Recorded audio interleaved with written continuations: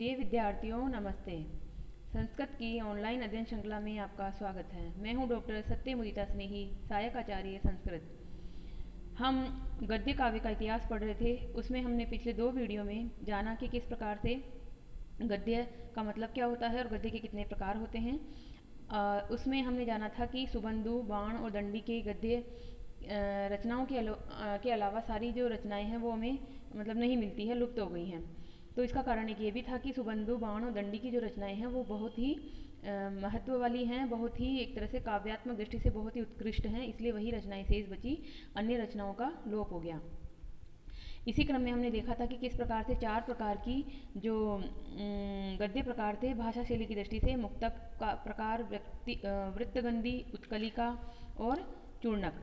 इस प्रकार हम देखते हैं कि अब हम आगे सबसे पहले बढ़ते हैं। तो गद्यकार सुबंधु हमारे कोर्स में है, बीए द्वितीय वर्ष के कोर्स में। तो हमें ये देखना है कि सुबंधु, बाण और दंडी इन तीनों में से कौन सबसे पहले है, कौन बाद में है। तो जो हैं सुबंधु की जो तिथि है उसका कोई निश्चित ज्ञान नहीं है कि वो कब के हैं। फिर भी अभी हम निष्कर्ष निकालेंगे, उस निष्कर्ष के आधार पर इनका समय 600 ईस्वी तय होगा। तो संस्कृत गद्य काव्य रचयिताओं में सुबंधु, बाण और दंडी ये 3 ही कवि सर्वप्रथम उपलब्ध होते हैं। और इन तीनों ही कवियों के बारे में जो विद्वान हैं उनमें पौर्वापर्य के बारे में मतभेद है कि कौन पहले है कौन बाद में है। बहुत सारे जो प्रोफेसर हैं, जैसे जो रिसर्च करते हैं वो सिल्वा लेवी, डॉक्टर कीथ इत्यादि, हमारे इधर के तेलंग, प्रोफेसर तेलंग इत्यादि ने इनकी स्थिति काल के बारे में पर्याप्त विचार किया। और विचार करने के बाद सबका निष्कर्ष निकल के क्या आया, निष्कर्ष को हमें जरूर याद रखना है, इसी को आपको कॉपी में नोट करना है कि सुबंधु, बाण और दंडी बहुत थोड़े अंतर से प्राय समकालिक हैं तथा 600 से 700 ईस्वी के मध्य के 100 वर्षों में ही ये हुए हैं।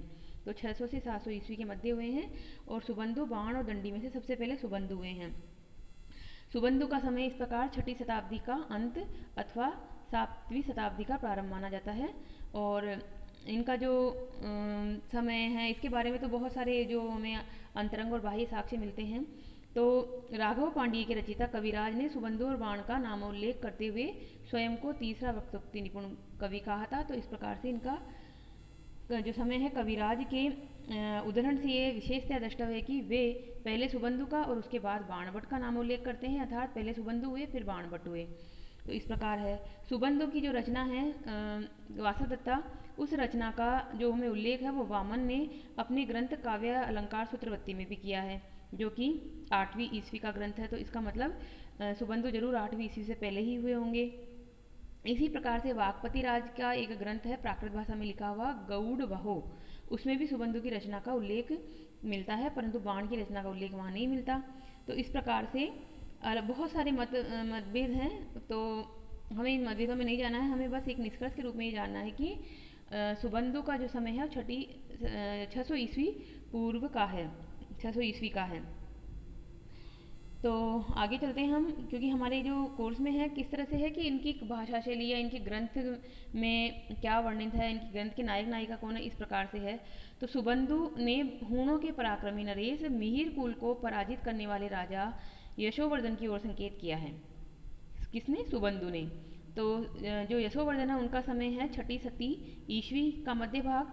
तो इस प्रकार से क्योंकि राजा यशोवर्धन का समय तो हमें पता है क्योंकि ऐतिहासिक पात्र है राजा यशोवर्धन, तो उनके समय से ही हम अनुमान लगाएंगे कि इस प्रकार समस्त अंतरंग और बाह्य प्रमाणों के सूक्ष्म परीक्षण से ये निष्कर्ष निकलता है कि सुबंधु का स्थिति काल 600 ईस्वी मानना ही सर्वाधिक समीचीन है तथा सुबंधु बाण से तनिक पूर्ववर्ती हैं, तनिक यानी थोड़ा सा पूर्ववर्ती हैं।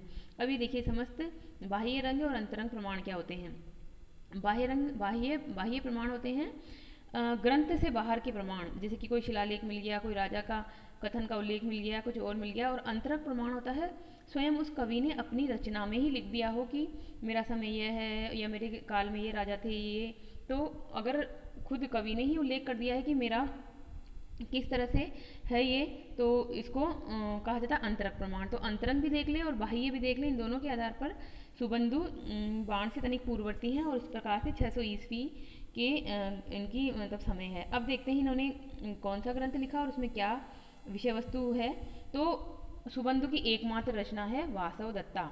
ये जो वासवदत्ता है ये उदयन वासवदत्ता का जो स्वप्न वासवदत्ता में हम पढ़ते हैं उससे बिल्कुल ही इसका कोई मतलब संबंध नहीं है, बिल्कुल अलग है ये।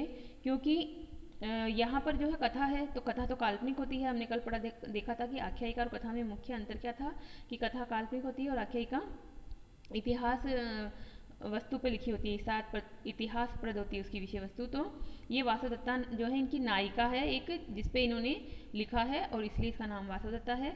और इसमें क्या है, युवती के प्रणय पर आधारित कथा है। युवक कौन है, तो देखिए चिंतामणि नामक एक अत्यंत प्रतापी व गुणवान राजा था, जिसके शासन में प्रजा नितांत संतुष्ट थी। यानी चिंतामणि नाम का एक राजा था, उस राजा का पुत्र था कंदर्प केतु। कंदर्प केतु भी पिता की भांति ही बहुत दयालु, गुणवान, प्रजाप्रिय था। एक अनुपम सुंदरी कन्या को स्वप्न में देखकर कंदर्प केतु विरह व्याकुल होकर अपने मित्र मकरंद के साथ उस सुंदरी की खोज में निकल पड़ता है। तो मनोरंजन करने के लिए कथाएं कही जाती है, तो अब यहाँ पे प्रेम कथा कही जा रही है। नायक है इसमें कंदर्प केतु, नायिका है इसमें वासवदत्ता, और नायक का मित्र है मकरंद। तो नायक जो है वो नायिका को स्वप्न में देखता है और उसके रूप में मोहित होकर उसको खोजने निकल जाता है कि जरूर इस प्रकार की कोई कन्या होगी। तो वो मित्र के साथ वो खोजने निकल पड़ता है। ढूंढते ढूंढते वे विंध्य प्रदेश, जो वर्तमान में भी मध्य प्रदेश में विंध्यांचल पर्वत है, अटवी मतलब जंगल, यानी विंध्याटवी नाम के जंगल में पहुंच जाते हैं। वहां एक जामुन के वृक्ष के नीचे रात्रि को विश्राम करते समय उन दोनों को सुख तथा सारिका का संवाद सुनाई देता है। अब देखिए इसमें कुछ पक्षी पात्र भी आ गए हैं कथा कहने के लिए, रोचक बनाने के लिए। सुख यानी तोता और सारिका यानी इस तरह से मैना, तोता मैना बैठे बैठे बातें कर रहे हैं। और उनके संवाद से उन्हें ज्ञात हुआ कि कुसुमपुर की राजपुत्री सुंदरी वासवदत्ता स्वप्न में कंदर्प केतु को देखकर मुग्ध हो गई है। अब देखो पेड़ के नीचे बैठ गए मकरंद और उनके दोस्त कंदर्प केतु। रात में विश्राम करते हुए उन्होंने सुख और सारिका का संवाद सुना। उस संवाद में उन्होंने क्या सुना कि कुसुमपुर की एक राजकुमारी है जिसका नाम है वासवदत्ता, और वो बहुत ही सुंदर है, और वो स्वयं कंदर्प केतु को स्वप्न में देखकर उससे मुग्ध हो गई है। अब वासवदत्ता ने कंदर्प केतु के मनोभावों को जानने के लिए अपनी प्रिय दासी तमालिका को पत्र देकर भेजा है कि आप जाओ कि मैं कंदर्प केतु के पास पहुंचो और उनके मनोभावों को जानो कि वो क्या मुझे चाहते हैं, क्या उनके मन में मेरे प्रति अनुराग है। तो दासी है राजकुमारी, तो राजकुमारी दासी का नाम है तमालिका। वो वहाँ से पत्र लेकर जाती है कंदर्प केतु के पास। दोनों मित्र ये संवाद सुनकर अत्यंत प्रसन्न हो जाते हैं। संवाद, क्योंकि अभी कुछ ऐसी घटना नहीं हुई कि तमालिका जाकर पत्र देती है कंदर्प केतु को, पर ये सुख और सारिका के संवाद से ऐसा पता चलता है। अब दोनों मित्र कौन कौन, कंदर्प केतु और मकरंद, दोनों खुश हो जाते हैं कि जो राजकुमारी वासवदत्ता है वो भी मेरे पे मुग्ध है। तो इसी समय क्या होता है कि कंदर्प केतु अपने मित्र मकरंद और तमालिका के साथ कुसुमपुर पहुंच जाते हैं। अब जो तमालिका पत्र लेकर आ रही थी वो भी विंध्याटवी तक पहुंचती है, और विंध्याटवी में कंदर्प केतु मकरंद और तमालिका की भेंट होती है, और वापस वो वहाँ से कुसुमपुर पहुँच जाते हैं, जो कि वासवदत्ता का एक तरह से राज्य है। कुसुमपुर में कंदर्प केतु को वासवदत्ता की प्रिय सखी कलावती से ज्ञात होता है कि वासवदत्ता के पिता अपनी पुत्री का विवाह किसी विद्याधर से करना चाहते हैं। अब देखिए वो तो दासी थी, अब यहाँ पे सखी का नाम आया कलावती। कलावती वासवदत्ता की सखी है, और वो क्या कहती है, वो बताती है कि वासवदत्ता की जो पिता है वो वासवदत्ता का विवाह किसी विद्याधर नाम के व्यक्ति से करना चाहते हैं। यह जानकर कंदर्प केतु वासवदत्ता को लेकर जादू के घोड़े पर बैठकर भाग जाता है। अब देखिए यहाँ पर कवि की कल्पना देखिए, जादू का घोड़ा आया, नायक नायिका उससे बैठे और वहाँ से भाग गए, क्योंकि नायिका के पिता उसकी शादी कहीं और करना चाहते हैं। मकरंद समाचार जानने के लिए कुसुमपुर में ही रह जाता है कि पीछे से क्या घटनाक्रम होता है। तो एक तरह से नायक नायिका घोड़े पे बैठ के चले जाते हैं, वहाँ से निकल जाते हैं ताकि वासवदत्ता का विवाह विद्याधर से ना कराया जा सके। अब मकरंद पीछे ही रह जाता है कि कुसुमपुर में क्या घटनाक्रम होता है। कंदर्प केतु और वासवदत्ता विंध्याटवी में में पहुंचकर थकान के कारण सो जाते हैं। अब देखो वापस विंध्याटवी आ गए हैं कुसुमपुर से वो, और वासवदत्ता को और कंदर्प केतु को दोनों को बहुत थकान हो गई है, तो वो थकान के कारण वहीं सो जाते हैं। और फिर सोने के बाद नींद खुलती है तो वासवदत्ता थोड़ा पहले जाग जाती है और कंदर्प केतु को सोया हुआ छोड़कर कंदमूल एकत्रित करने के लिए वन में निकल जाती है। अब वन में है तो भूख लगेगी, तो क्या करेंगे, कंदमूल फल ही खाएंगे। तो वासवदत्ता थोड़ा पहले जग गई है, कंदर्प केतु अभी सोया हुआ है, और कंदमूल फल लेने के लिए वो वन में घूम रही है, निकल गई है। उसी समय वासवदत्ता को वन में घूमते हुए देखकर दो किरातों का समूह, किरात जानते हैं आप कौन होते हैं, वनेचर होते हैं एक तरह से आदिवासी जनजाति होती है, तो दो भिन्न भिन्न किरात समूह ग्रुप आ गया एक तरह से। जंगली जो वनवासी जनजातियाँ होती हैं उनका समूह आ गया, वो उसके सौंदर्य से आकृष्ट हो जाते हैं और दोनों में वासवदत्ता को पाने के लिए युद्ध होता है। क्योंकि वासवदत्ता बहुत सुंदर है तो उन्होंने युद्ध करना शुरू कर दिया, दो समूहों ने, दो ग्रुप ने, कि वासवदत्ता हमें चाहिए, वासवदत्ता हमें चाहिए, इस टाइप से। तो वासवदत्ता को पाने के लिए युद्ध होता है। इस पारस्परिक युद्ध में एक ऋषि का आश्रम पूर्णतया ध्वस्त हो जाता है। अब युद्ध हो रहा है तो युद्ध में तो बहुत तरह से हानि होती है, तो वहाँ एक ऋषि का आश्रम था, वो पूर्णतया ध्वस्त हो गया, जो उस समय समीधा एकत्रित करने के लिए अन्यत्र गए थे। ऋषि का आश्रम खाली था, ऋषि जो हैं वो यज्ञ की समीधा वगैरह लेने के लिए कहीं गए थे, और जब वो वापस लौटकर अपने आश्रम को देखते हैं तो बहुत ही उनको दुख होता है, क्योंकि उनका आश्रम तहस नहस हो गया है, और वासवदत्ता को ही इस विनाश का कारण समझते हैं, और क्रुद्ध होते हुए उसको शाप दे देते हैं कि जिससे शाप दे देते हैं कि तुम पत्थर की बन जाओ। तो वासवदत्ता जो है पत्थर की शिला बन जाती हैं, पत्थर की मूर्ति बन जाती है, एक तरह से उनके ऋषि के शाप से। उधर जागने पर कंदर्प केतु वासवदत्ता को न देखकर अत्यंत तीव्र विरहावेश में आत्महत्या करने के लिए उद्यत होता है। अब उसे वासवदत्ता मिलती नहीं है, जब वो जागता है तो उसे लगता है कि वासवदत्ता कहाँ गई, हो सकता है उसे कोई उठा ले गया, हो सकता है उसके पिता ही वापस उसको ले गए हों, मतलब वो उसके वियोग को सहन नहीं कर पाता और आत्महत्या करने की तैयारी करने ही वाला होता है। किंतु उसी समय एक आकाशवाणी होती है जो उसे रोक देती है कि आप आत्महत्या ना करो, वासवदत्ता जो भी है आपको पुनः मिलेगी, इस तरह से आत्महत्या करने से रोक देती है।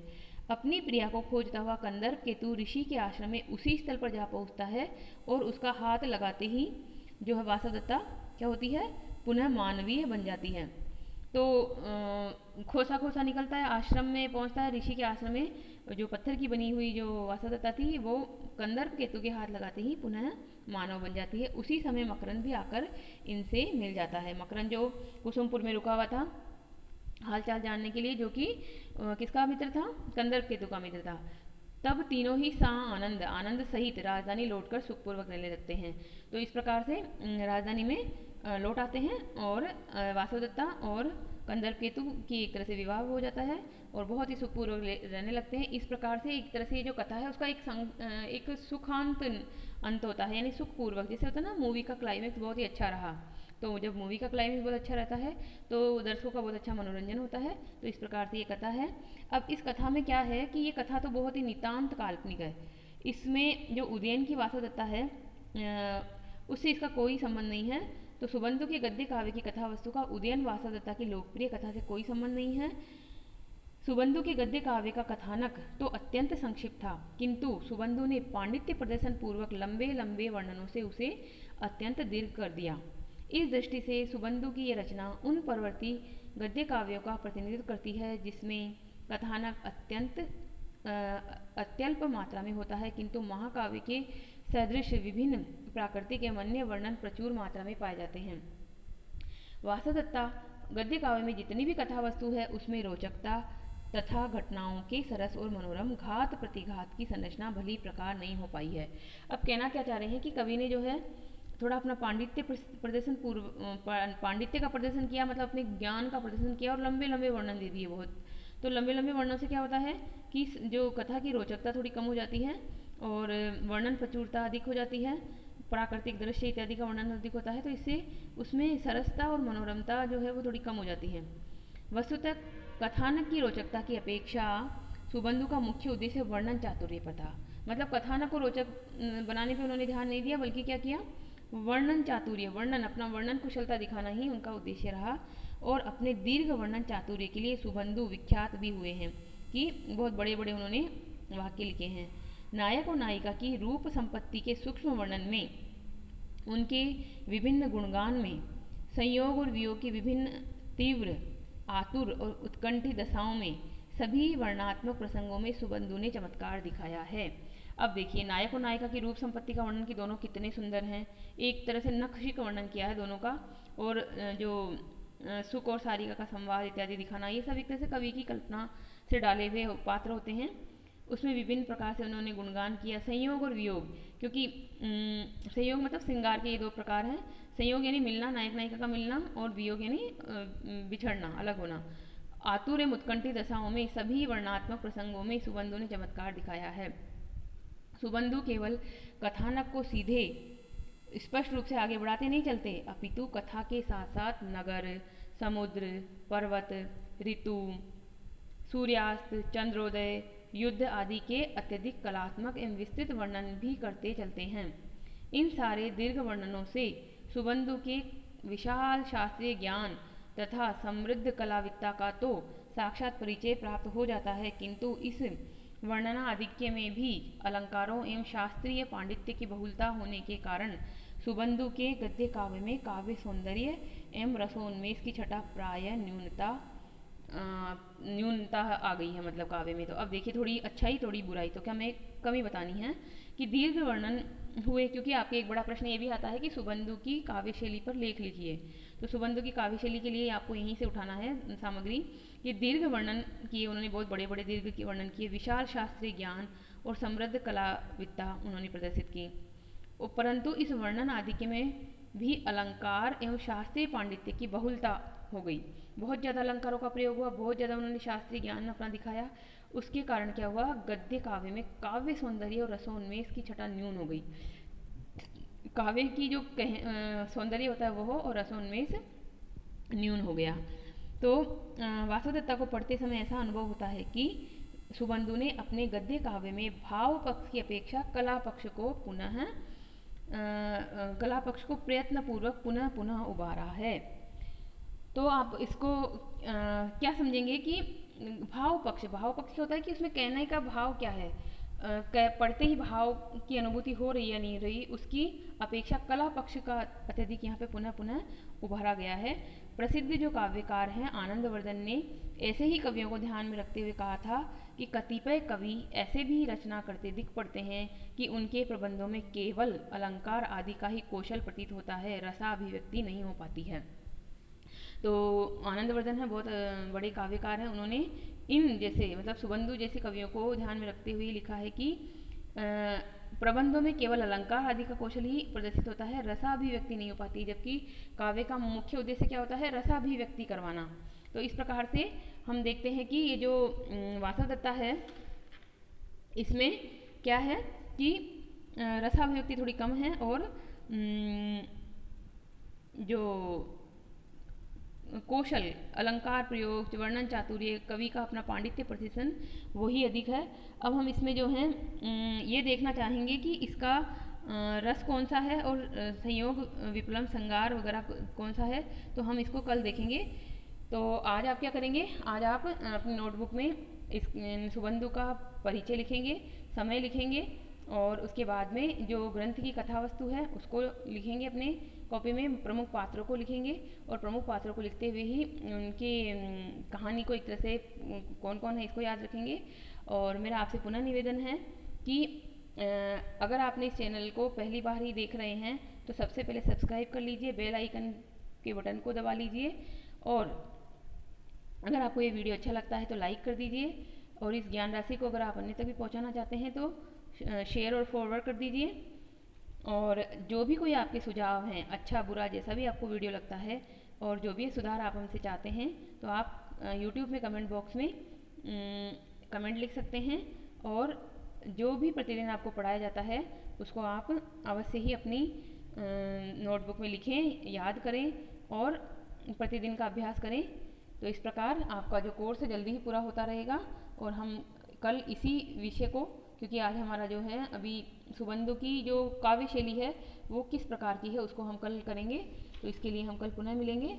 आप तब तक पढ़ते रहिए और धन्यवाद, कल पुनः मिलेंगे।